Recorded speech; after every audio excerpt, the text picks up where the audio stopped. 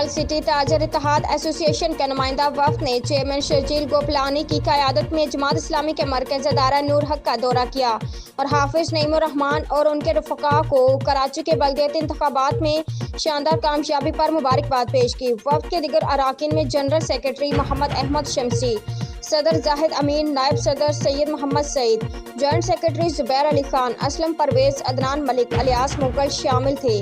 वफ्द ने उम्मीद जाहिर की कि हाफिज नईमुर रहमान मेयर कराची तबाहल कराची के देरेना मसाइल हल करेंगे और खिदमत की अपनी साबिक़ा रवायात को बरकरार रखेंगे और मेयर नेमतुल्लाह खान के दौर में कराची की बेहतरी और बड़ी मार्केटों को शहर से बाहर मुंतकिल करने के अधूरे काम को पूरा करेंगे। वफ्द ने हाफिज नईम रहमान को मिठाई, फूलों के गुलदस्ते और हार पेश किए। उम्दा में पकाएं और जी भर के खाएं।